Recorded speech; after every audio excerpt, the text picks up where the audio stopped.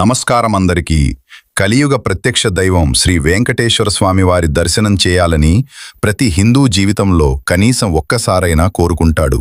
గోవిందా గోవిందా అని పిలుస్తూ ఏడుకొండలు ఎక్కాలనే కోరిక ఎంతోమంది మనసుల్లో ఉంటుంది. కొందరు సంవత్సరాలుగా ఆ కోరిక నెరవేరాలని ఎదురుచూస్తుంటారు. కానీ మొదటిసారి తిరుమలకు వెళ్లే చాలామందికి ఒకే సందేహం ఉంటుంది. ఎక్కడ్నుంచి ప్రారంభించాలి?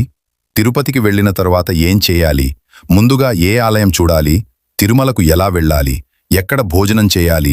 దర్శనం పూర్తయ్యాక ఇంకా ఏ ప్రదేశాలు చూడొచ్చు? ఇలాంటి ప్రశ్నలు దాదాపు ప్రతి భక్తుడి మనసులో ఉంటాయి. అందుకే ఈ వీడియోలో ఉదయం తిరుపతికి చేరుకున్న దగ్గర్నుంచి రాత్రికి తిరిగి ఇంటికి బయలుదేరే వరకు ఒక రోజు యాత్రను అడుగు అడుగుగా మీకు చూపిస్తాం. ఈ వీడియో పూర్తిగా చూసిన తర్వాత మొదటిసారి తిరుమలకు వెళ్లే వ్యక్తికైనా ఎలాంటి సందేహం ఉండదు. మరి ఆలస్యం చేయకుండా మన యాత్రను ప్రారంభిద్దాం. తిరుపతికి ఎలా చేరుకోవాలి? భారతదేశంలోని దాదాపు అన్ని ప్రధాన నగరాల నుంచి తిరుపతికి చేరుకునే సౌకర్యం ఉంది. మీరు రైలులో రావచ్చు, బస్సులో రావచ్చు, స్వంత కారులో రావచ్చు, విమానంలో కూడా రావచ్చు. చాలామంది రైలును ఎంచుకుంటారు, ఎందుకంటే అది తక్కువ ఖర్చుతో రోజు వందలాది సర్వీసులు నడుస్తుంటాయి.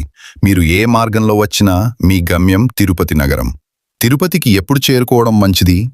ఒక రోజులో యాత్ర పూర్తి చేయాలని అనుకుంటే తెల్లవారుజామున 4 గంటల నుంచి 6 గంటల మధ్య తిరుపతికి చేరుకోవడం మంచిది.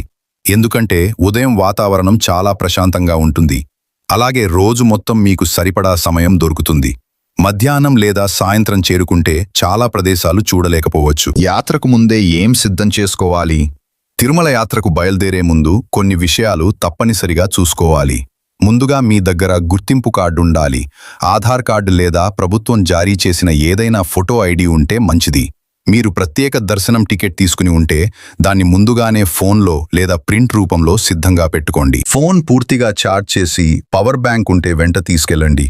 తాగునీటి బాటిల్, అవసరమైన మందులు, చిన్న గొడుగు లేదా రెయిన్ కోట్ కూడా ఉపయోగపడవచ్చు. దుస్తుల విషయంలో జాగ్రత్త. తిరుమల ఒక అత్యంత పవిత్రమైన క్షేత్రం. అందువల్ల సంప్రదాయ దుస్తులు ధరించడం మంచిది. పురుషులు పంచె ఉత్తరీయం లేదా ఫార్మల్ దుస్తులు ధరించవచ్చు. మహిళలు చీర, హాఫ్ సారీ లేదా మర్యాదపూర్వకమైన భారతీయ సంప్రదాయ దుస్తులు ధరించడం ఉత్తమం.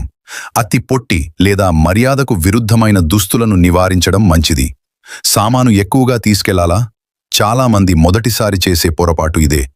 అవసరం లేని బ్యాగులు, బరువైన సామాను తీసుకెళ్తారు. దీంతో రోజంతా ఇబ్బంది పడాల్సి వస్తుంది. ఒకరోజు యాత్రకు చిన్న బ్యాగ్ సరిపోతుంది.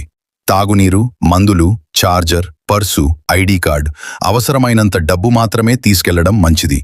తిరుపతి నుంచి తిరుమలకు వెళ్లే మార్గాలు. ఇప్పుడు మనం తిరుపతికి చేరుకున్నాం. ఇక్కడి నుంచి తిరుమలకు వెళ్లడానికి ప్రధానంగా 3 మార్గాలు ఉన్నాయి.